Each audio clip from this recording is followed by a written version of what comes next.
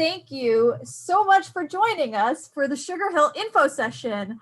The Veterans Project at Sugar Hill is an unprecedented collaboration between 6 different professional design and development organizations, serving a demographic of our community that is often neglected. AI Detroit, the Interior Designers Coalition for Change, the International Interior Design Association, the American Society of Interior Designers, Preservation of Affordable Housing, Develop Detroit, and Volunteers of America are all partnering together to form teams that will employ trauma-informed design to finish 14 apartments for veterans in the nearly completed Sugar Hill project in Midtown Detroit. Sugar Hill is a step in the right direction for Detroit and other cities in acknowledging that inclusive design goes beyond race and ethnicity. We cannot expect to build equitable communities without addressing both homelessness and individuals suffering from the lasting impacts of trauma.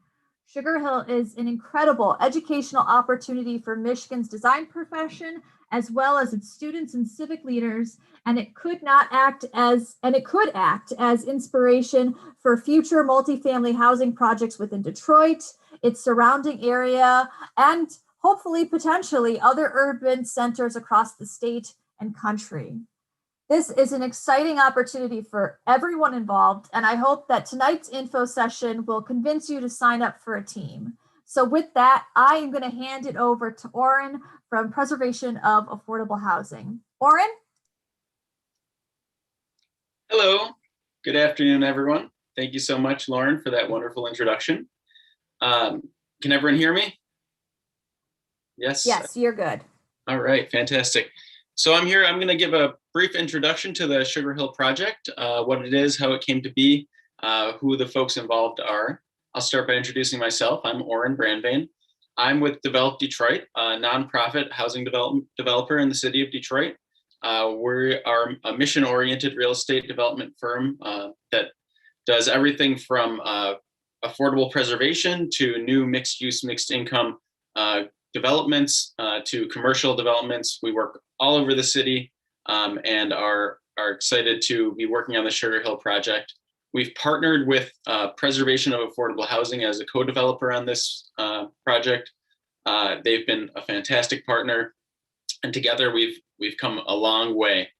The Sugar Hill development was one that has been in concept in folks' heads and hearts for over 10 years now. It had its own brownfield designation, brownfield tax credit designation over, like I said, over 10 years ago.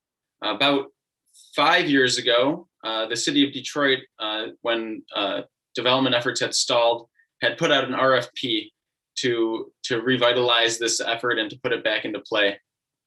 Ourselves, Develop Detroit, and Preservation of Affordable Housing saw it as an excellent opportunity to do all those wonderful things Lauren was discussing and more. It's located in the Sugar Hill district. I'm going to do some screen sharing if that's all right here. Yes. Okay, so can folks see this screen? Yes. All right, so here we are, our lovely city. We're going to zoom in on the Sugar Hill Arts District, which is in Midtown, right here across from the VA, which is a lot of what we're discussing. It's in an arts district surrounded by the Museum of Contemporary Art, the Nambi Center for Art, 71 Garfield, which hosts a number of arts-based retailers, the Griot, a whole slew of excellent cultural institutions. So I'm sorry, let me take a look at these notes real quick. Yep, so in 2016, the RFP was released to develop the site. Like I said, Develop Detroit and Preservation of Affordable Housing came together. We put together a proposal with our co-development team, including our contractors, Whiting Turner, our architects, Perkins and Will with Phil Freelon, and McIntosh Porras and Associates.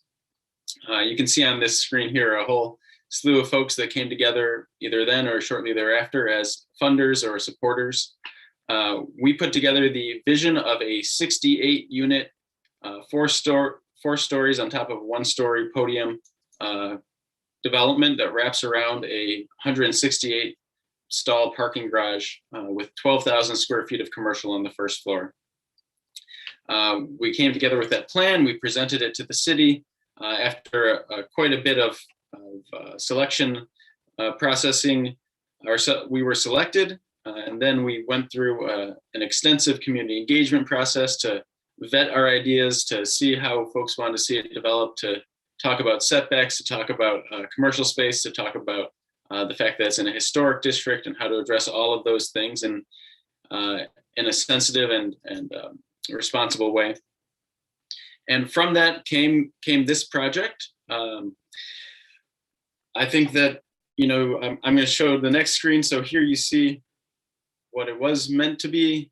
And here I'm happy to show you where we are today. Actually, we're a little bit farther along today. So we've come a long way. It's together, it is roughly a $38 million project. And we're roughly 75% complete on the construction.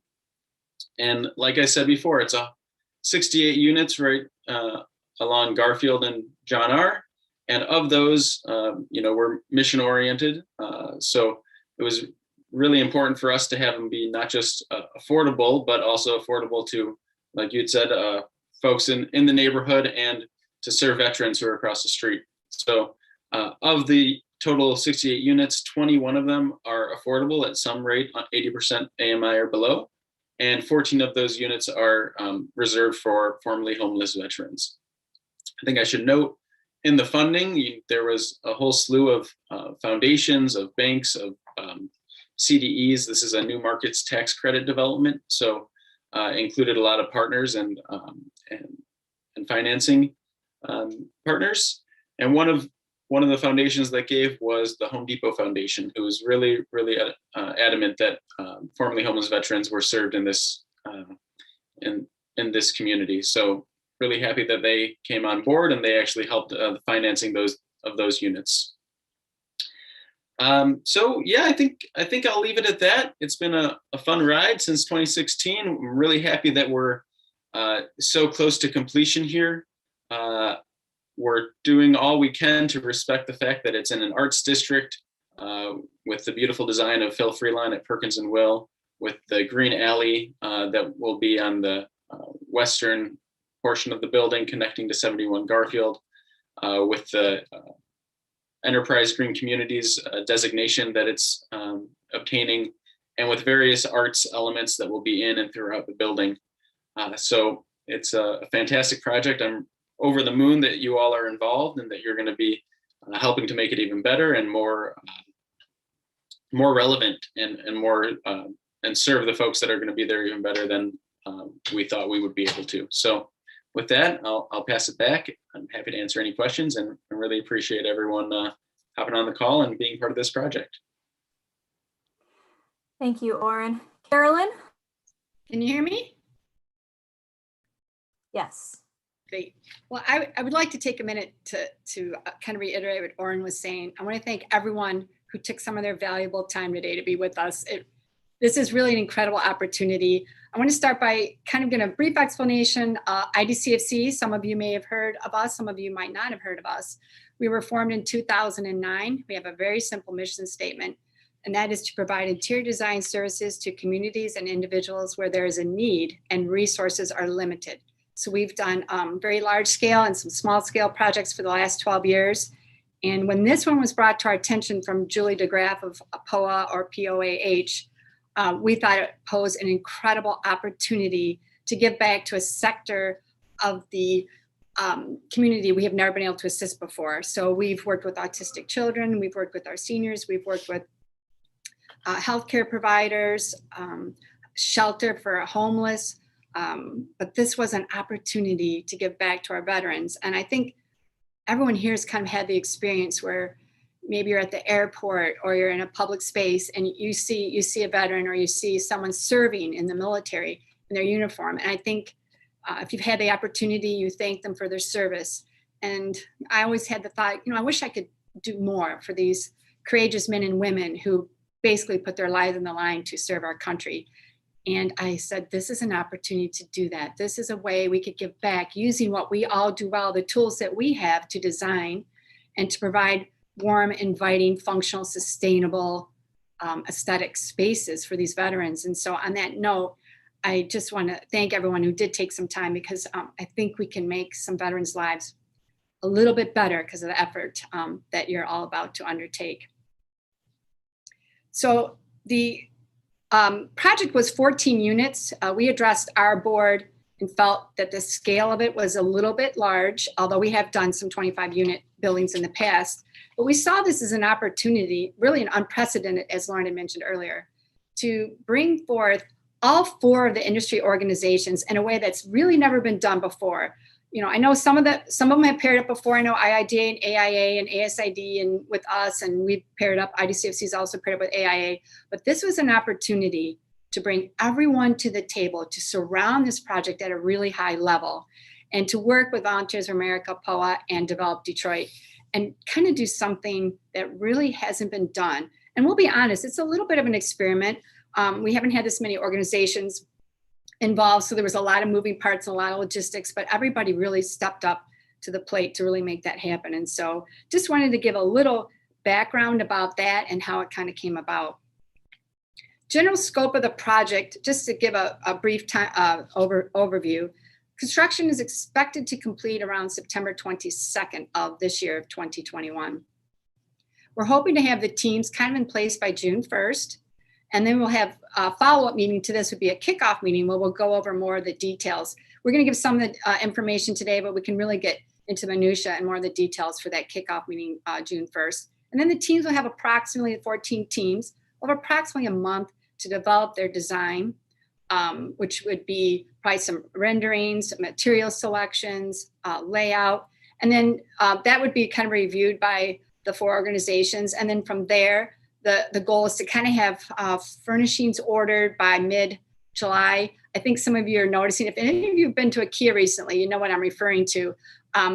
Furniture and a lot of things have been delayed, raw materials and things shipping from overseas. So we thought we really wanted that nearly 8 weeks to make sure that there was time for the furnishings to come in.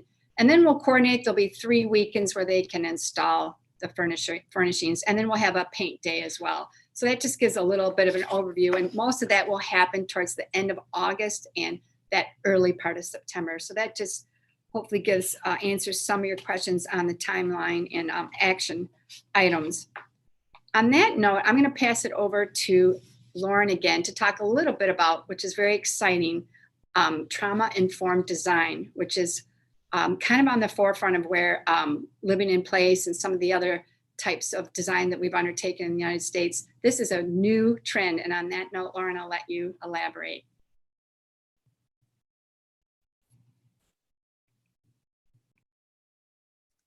Thanks, Carolyn.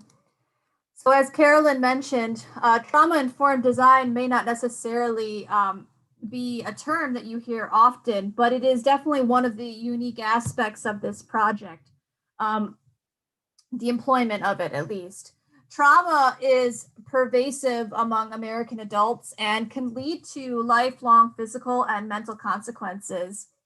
It not only can have a lasting impact on the body and brain, but also, if left unaddressed, can negatively impact resident and community success. So it's extremely important to always keep that in mind.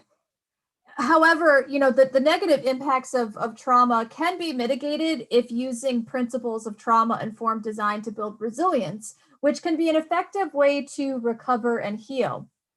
But even in knowing all of this, trauma-informed design has not been fully embraced in the affordable rental housing sector. So Sugar Hill aims to tackle this issue by involving local professional design organizations. The goal is to not only provide professionally designed, safe spaces for 14 veterans to call home, but to educate the Southeastern Michigan community on trauma-informed design, especially since it disproportionately impacts people of color.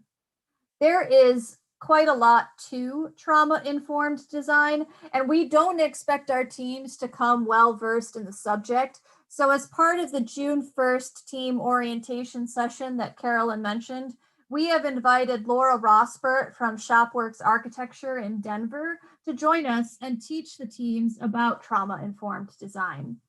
As Shopworks COO and supportive housing specialist, one of Laura's focuses is trauma-informed design research and training, determining how built design helps people heal and thrive. In just 2019 alone, Shopworks trained over 1,000 people in trauma-informed design and impacted over 40 housing developments across the country. So we are really excited to have a trauma-informed design expert as part of the team orientation process, and all of us are certainly guaranteed to learn something new from her. So now to dive a little bit more into the different components of our summer-long project, I'm going to hand it over to Carla and Barry to discuss the team packet. Ladies? Thanks, Lauren, for the introduction. Hi, everyone. My name is Carla Casillas, and I am the current IIDA Michigan chapter president. And I'd also like to introduce Barry Pfeiffer, who is our Director of City Center Detroit, who's joining me tonight to jump into the team packet to give you a little bit more information. And I also wanted to say that IIDA is extremely honored to be part of this wonderful partnership between all of the organizations, and we are so excited just to be part of the team. So we'll jump into the team packet. We're going to walk through the who, what, when, how, and where to give you a little bit more information on what the organizations have been talking about and kind of outlining the process and the project for you. So I'll hand it over to Barry.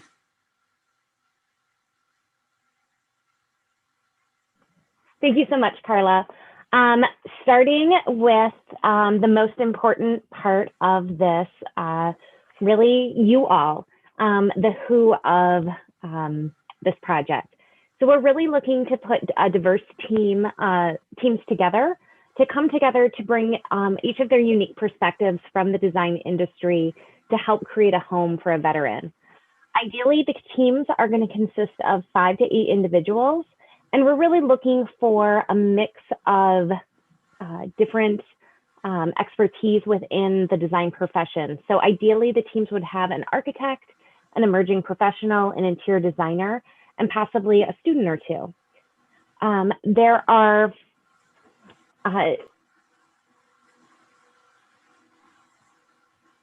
Barry, you just muted yourself. I just noticed that. Sorry about that.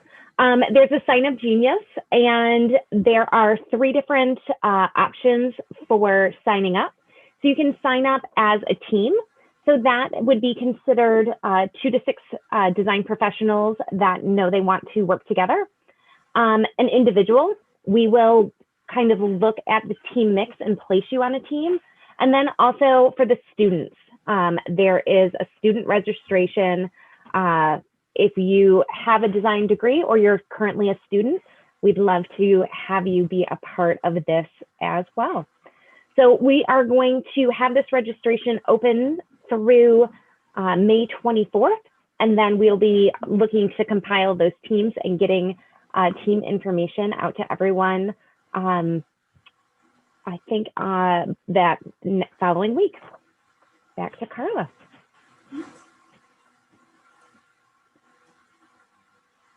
All right, so the what of the project. So we're looking for each team to work together to design one apartment for one veteran. And what does that kind of accomplish? The final furniture layout. So apartments will be turned over to all the teams as a white box space. So the kitchens and bathrooms will be completed. So we're looking for furniture, accessories, maybe some additional fixtures, lamps, that sort of thing. We have an agenda item that will go through that a little bit more in detail further on, so I won't give any surprises away. But then also procurement. Teams will be responsible for sourcing all of the items needed for your veteran's home. And again, that could include a lot of different items. And as Lauren had mentioned, taking into consideration trauma-informed design and acoustics and those different sort of design aspects as you're working through the design for your veteran's home. And then of course, installation. Each team would be responsible for installing the furniture, fixtures, and accessories that you kind of have designed to lay out your apartment for the veteran. And this is just kind of piggybacking on some of those dates that Carolyn mentioned before. So some key dates to remember: in June, we are going to have that team orientation and trauma-informed design session. One thing that Carolyn is going to touch on a little bit more is June 13th, a cornhole fundraiser. And then late June, a design check-in. So really, we want to stay connected with the teams to make sure that everybody is on track and doing well and kind of working towards that goal. Really, July and August, putting those designs together, procuring items, and then towards the end of August into September, looking to actually do load-in installation of our homes for the veterans. And then in late September, we are looking to do more of a public-facing event to share kind of what we've all done with the larger design community. And how do we make this all come to fruition? We're first asking everybody to donate their time if you're interested in being on a team or signing up for a full team. We're super excited to get that started for everyone. So hopefully registration jumps up. Design and procure. So as Barry was saying with the schedule, you would start to design your apartment, going through trauma-informed design, any specific things that you want to include, and then those couple of design check-ins that we're looking for from everyone, just to make sure that everybody's on the right track and if we can help support each team in any way. Project documentation, looking at the layout of your space, renderings, colors, finishing, furnishings, that sort of thing, normal project documentation. Additional fundraising. The committee is working really hard on fundraising for all of the teams, but there might be some additional fundraising opportunities for each team to participate in. And as Barry mentioned, Carolyn will be talking a little bit more about the IDCFC cornhole event.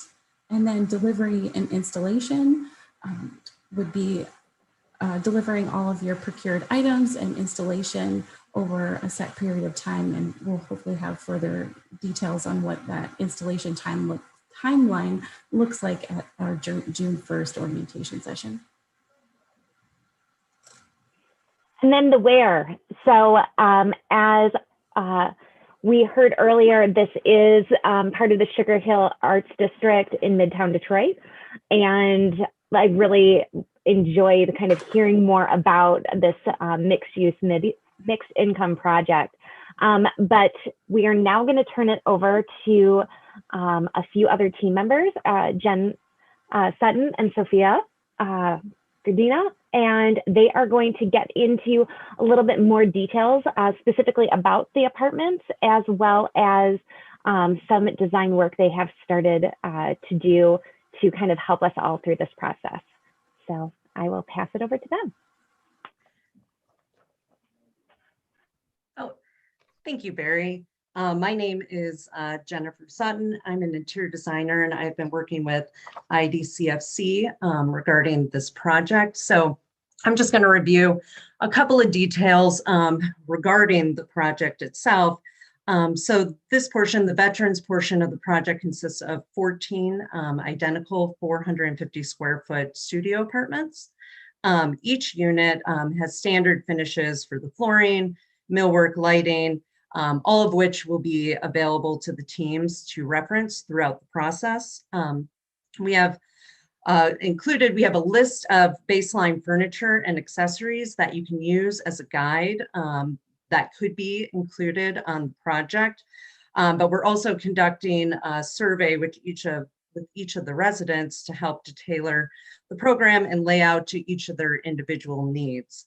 And approximate budget has been established per unit and is based on the suggested list that I just mentioned in terms of furniture and accessories, plus some preliminary test fits that we had done of the space. And Carolyn will review that a little bit further and talk about where those funds come from later on in this discussion. You'll be provided with the floor plans and the reflected ceiling plan. And each unit is essentially an open floor plan with a full bathroom, closet, storage, kitchen, and each team will develop the program areas within the space based on that end user feedback. So now I'll turn it over to Sophia. She's going to share some of the insights on the end user survey. Thank you, Jen. Hi all, I am Sophia Gradina, an interior designer based out of Detroit, and I have recently had the pleasure of joining this team as we coordinate this opportunity.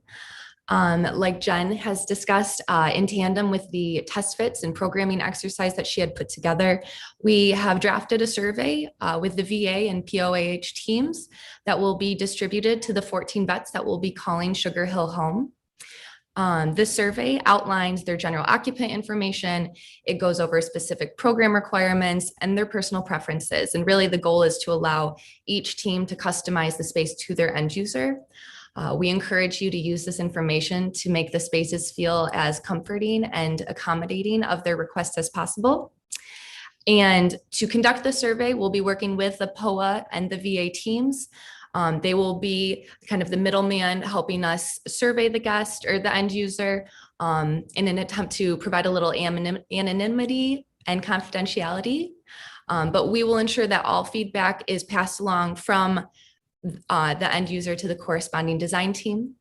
And if you have any questions or want to know anything else about the survey information, feel free to drop a question in the chat and we can address that more clearly. And I think, Carolyn, I'm passing it back to you now. Great job, everyone. And Carla and Barry, I just want to mention something very exciting too. IDA secured a $15,000 grant, and some of this is going to be filmed. So, can you hear me? Yes. We can. Okay, I want to make sure. Okay, you can hear me because her screen goes. All right.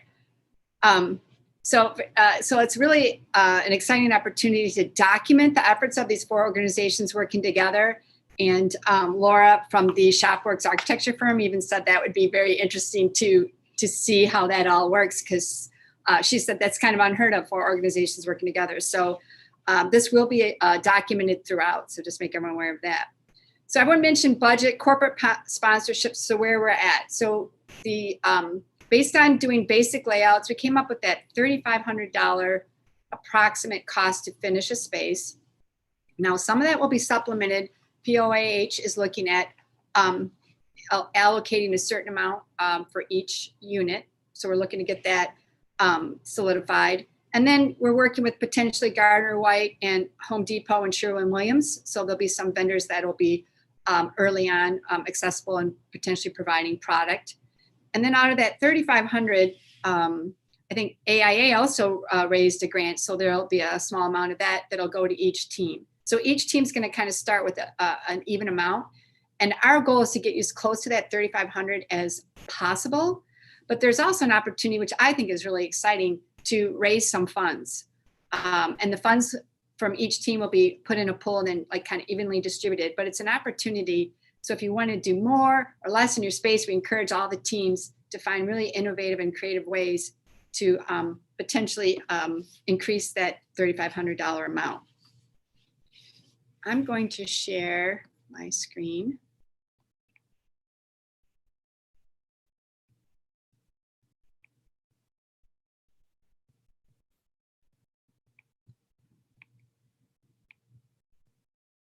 Can you see my screen? Nope, not yet. Okay, hold on.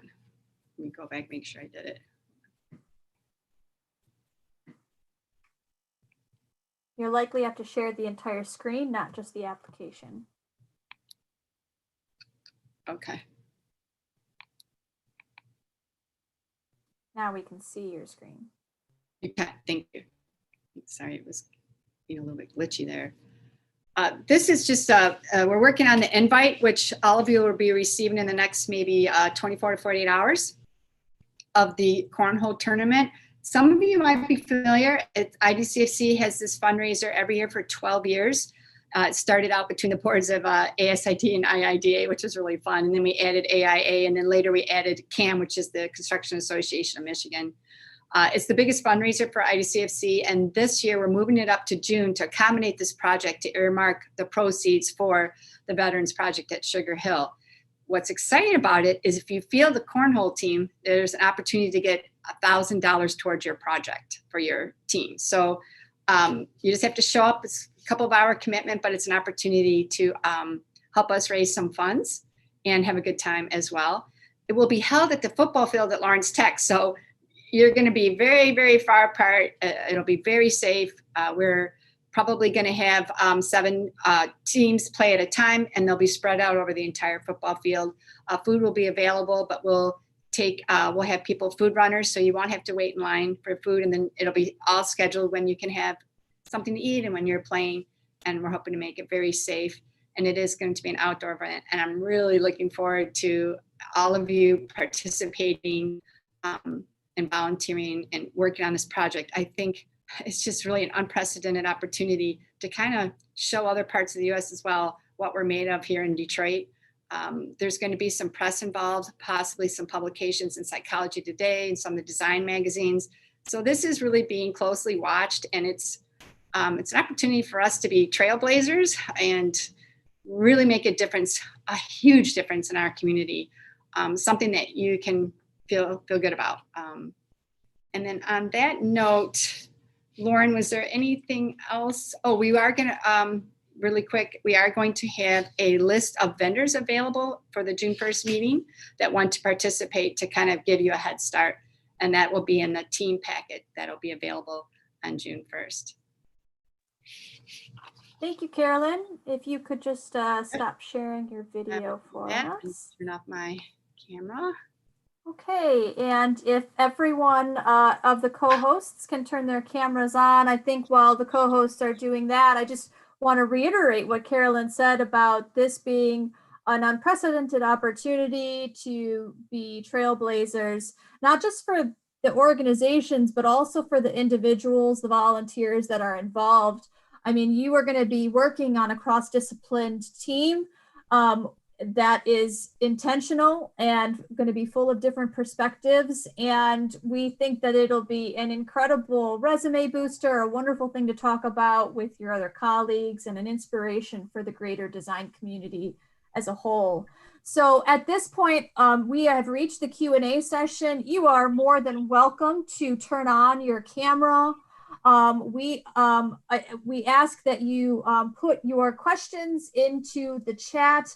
I am going to make it available so that you can unmute yourself, but I ask that you stay muted until we know that you need to ask a question verbally. So we have a couple questions that were submitted during registration that we're going to go through first, and then we're going to go through the questions that we've seen in the chat so far. But I think just to start, just to make it clear, those of us that are co-hosts, let's do a roll call. Let's introduce ourselves, what organization we're affiliated with, and where you work, if not just at the organization itself.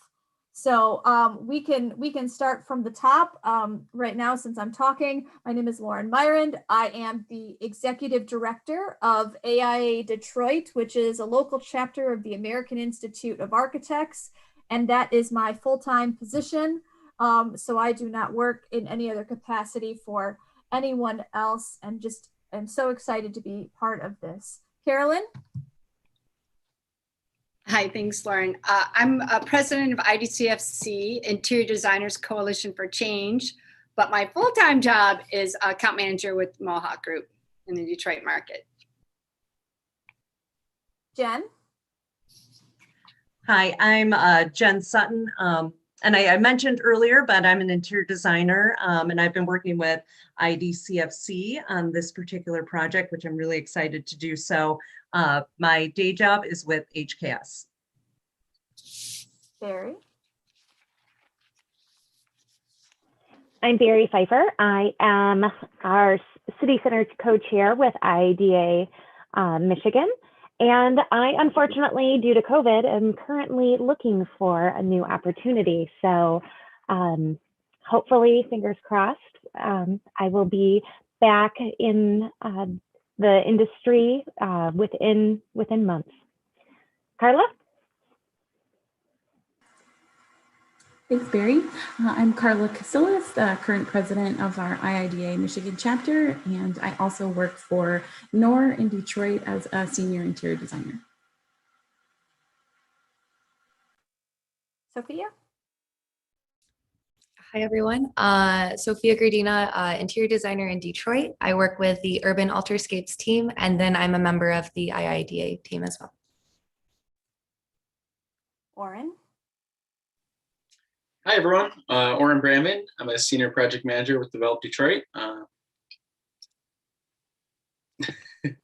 Thank you, Oren. Dwayne?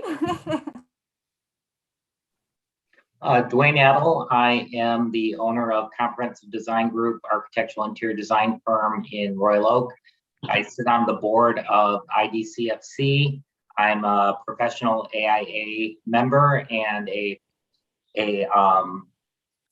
fellow with ASID, American Society of Interior Designers. Doreen?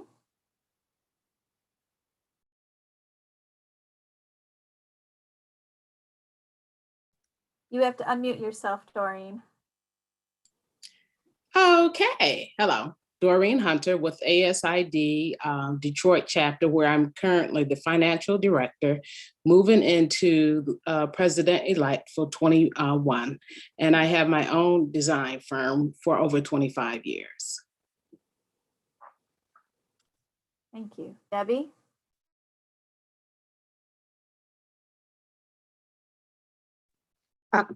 Debbie Gonzalez, I'm with IDCFC. I'm on the board of directors, the treasurer. I have my own bookkeeping business, bookkeeping for business, and I do bookkeeping for small business and nonprofits. Thanks, Debbie. Okay, so we are going to start with the questions that were submitted during the registration process. So one of the first questions that we received, are sealed drawings required as a submission? Who wants to take that one?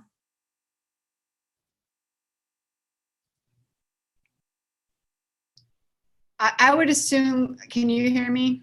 Sorry. No, we're really providing interior furnishings and finishes. We are not doing anything that would involve a seal drawing, but we are going to be working closely with McIntosh Porras, the architect of record here in Michigan. And we have several people already that are on the teams that are able to seal if that should arise. My understanding is we're not going to need to do that for this particular scope of project. Thank you, Carolyn.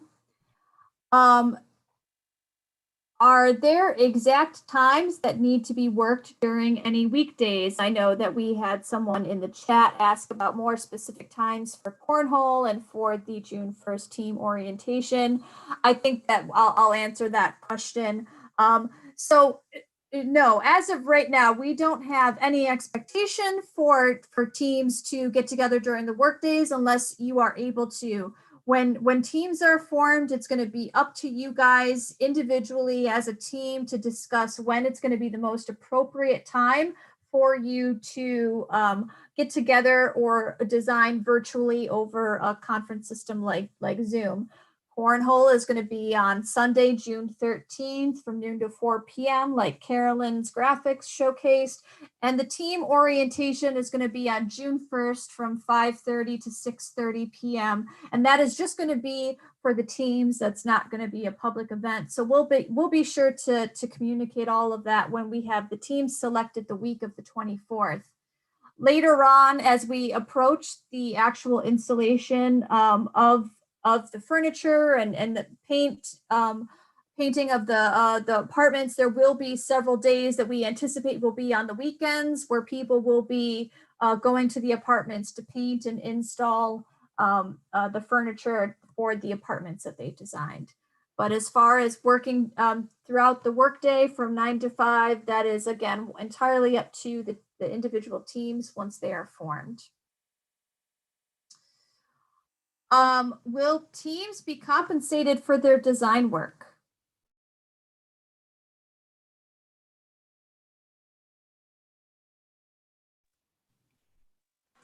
I could speak to that. So this project's really intended to be a community service type effort from everyone. I mean, there's always a possibility if technically your firm participates and lets you use working hours, then I guess indirectly that would be a form of compensation. But the idea is it's really volunteer service.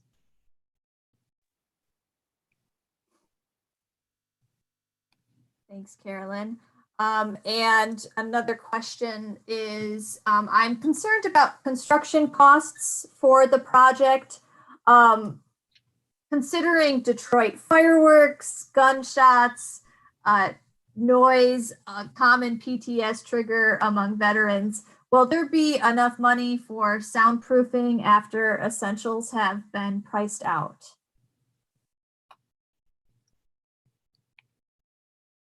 That's funny. So the sound issue and some visual, because the space is so small, there's an opportunity for sound division and visual division. We're going to try to hopefully get some manufacturers to come on board with that, but that was not necessarily provided for in the basic scope of the furniture allotment.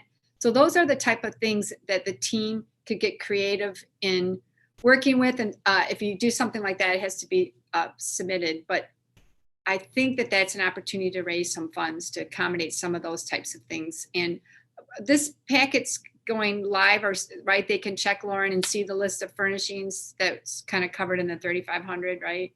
Yeah, the team packet that Carla and Barry referred to is going to be available on the team registration site at tomorrow. So you guys will be able to sort of see all of the details that we have been talking about tonight in visual form.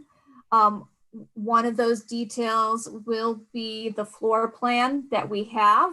All of the apartments are the same as far as their floor plan goes. One of them might be mirrored from the other, but nothing about the dimensions is changing. They're all the same size.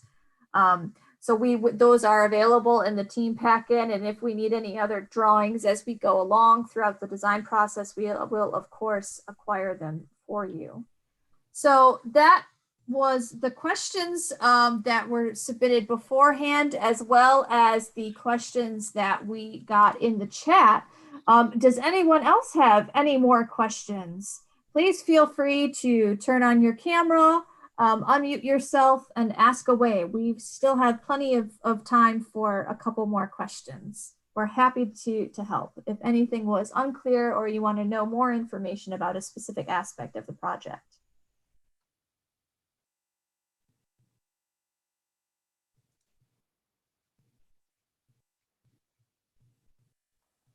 Hi, my name is Denise. I have a question.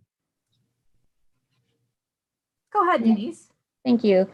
So in terms of the budget and the $3,500 in fundraising, if we don't get that much raised for our projects, who covers the remaining fee, or do we just have a lower budget? Carolyn, do you want to take that one, or should I? All right, yeah, no, well, I'll take it. And then if I miss something, just let me know. Denise, we had some of those thoughts. So IDCSC has some funds that we can allocate to make up if a certain team doesn't get there. The goal is a rising tide lifts all boats, and we are hoping that if a team does phenomenally well in fundraising, that goes into the general pool to get redistributed. But we hope there's still incentive for individual teams. And also, we're having to suggest a list of manufacturers that want to participate. There are so many others that we're probably not even going to get to. Just from the few that I've responded to, that I've talked to, they've responded, I should say, in such a phenomenal way. This seems to really affect a lot of people to the reaching out to helping our veterans. So I think there's a lot of ways to kind of get there and be creative. But so we can, oh, excuse me, we can kind of do what we know or use resources that we have to boost our design. In fact, we encourage it. I mean, we're going to have a general list to kind of lighten your load, but you might have a relationship with someone or a general contractor who can make, you know, if you have those kind of relationships, we absolutely encourage it. Great.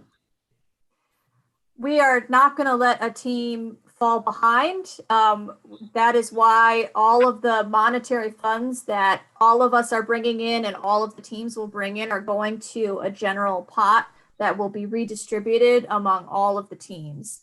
And but like Carolyn said, that if you have a special connection with a vendor that you want to reach out to get involved in the project, to donate an expensive item of furniture or supplies and other ways that you might need, we absolutely encourage it. We know that, like Carolyn said, so many companies are excited to have their name on this project. So we think that will be an easy ask. And the design organizations, all of us are used to asking for money and in-kind donations. So we are going to be behind you every step of the way to help you with your fundraising efforts, to give you materials that you can use in your outreach efforts. So we're not just going to say, go forth and do this. We will definitely be behind the teams in all of their ongoing fundraising and collection efforts. And Lauren, I should mention for Denise as well, there is provisions to repurpose, to recreate an existing piece of furniture. There is some opportunity to do that as well to help keep the costs down. We just ask that it be reviewed we're going to have an internal design team. But other than that, so there's lots of ways to kind of help drive that cost down as well. Great, And this is Dwayne. I would just add that we as the hosts that introduced ourselves are not assigning ourselves to a team. We're here to help, assist, and reach out to us with any concerns, or if you feel like you're falling behind. That's what we're here to do. We're here to help the teams be the most success they can be. That's a great point, Dwayne. That's what we'll be doing, reaching out to, as long as we're kept informed where your status is, or if you need more help, we can assist with that as well. Yeah, we didn't want, as far as fundraising efforts go, we didn't want to, the reason that we did the format of making sure that all monetary donations were distributed evenly is because we didn't want, because of the people that we're designing for, we didn't want one veteran to feel like another veteran space had more money spent on it or anything like that. So this is a holistic look at the project, about the collaboration that's going into it, and making sure that, like Carolyn said, that all boats are raised on an elevated tide, and that the veterans get the best that they can all get, all 14 apartments. And as Dwayne said, we are here to support you every step of the way. Any other questions from our audience, or from any other items that we should mention from our panelists?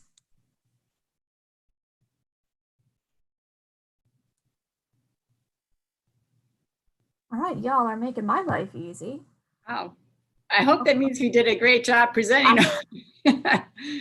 Fingers crossed. All right, so if you have someone that didn't make it tonight, we are going to be posting this to YouTube. We're going to share out the link tomorrow. So we have, you guys can revisit this recording at any time. The team packet is going to be available tomorrow. The IDCFC Cornhole event information is going to be available tomorrow. There's a lot of stuff that's going to be available tomorrow because we only have a week left to get all of our teams signed up. I am actually going to put the team registration link in the chat right now in case any of you are just so invigorated you can't wait and you need to sign up right now. So please be on the lookout from the communications from all of our organizations. We will all be reaching out within the next week. We hope that you will join us, that you're inspired, and that you will sign up for a team and partner with us in what is sure to be a very exciting project this summer. Okay. Can I sneak in one more question? I'm sorry. Absolutely, yeah, Denise, of course. I'm grateful for them. So assuming, a lot of us on this call are very interested and you get more than 14 teams, is it kind of first come, first serve, or is it I'm just thinking I have to take a lot of this information back to my company and, work out some details there. If it's kind of a company effort that we're thinking about. So, when would we need that decision? I know you said the 24th, but if 14 teams have already signed up. No, we don't anticipate that we're going to have to turn anyone away at this point. I mean, if we get 600 people to sign up, that might cause a little bit of an issue, but we think that we're probably going to be just at the right amount of individuals signing up for this. And even if we were over the actual 14 team limit, we would find ways to place them on teams. We're not going to necessarily turn anyone away who wants to contribute to this. We just had to sort of set a baseline for the teams, just so we didn't end up with teams that only had 3 people and teams that had 10. That makes sense. No, I hope there's a lot of participation. It sounds wonderful. We expect there to be a lot of participation. Yes, Denise, you brought up a good point.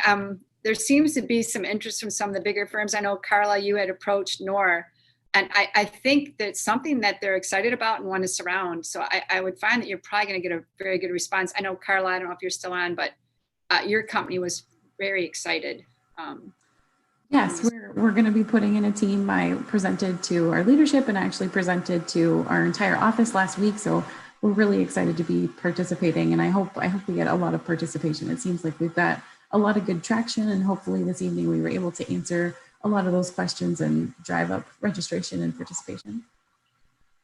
At the bare minimum, we need almost 90 people to be part of the teams. So we have quite a few spots to fill, and we'll be able to make sure everyone is involved in some way. Definitely. Right. Any other questions? Okay. We have a very satisfied audience, Carolyn. That sounds, and we're ending right on time. I love it. We are perfect. Well, thank you all so much for joining us. You feel free to reach out to any of us at any time when you see our communications go out. That's what we're here for. The registration page has the AI Detroit contact info. If you're confused by anything that we said tonight, or you need further information after today, feel free to reach out to me. I'll connect you to the right individuals. Everyone, once again, thank you so much to everyone who joined us. Thank you to our panelists. We hope to see all of your names in our team registration by May 24th at noon. We are excited to be partnering with all of you as much as we are with each other.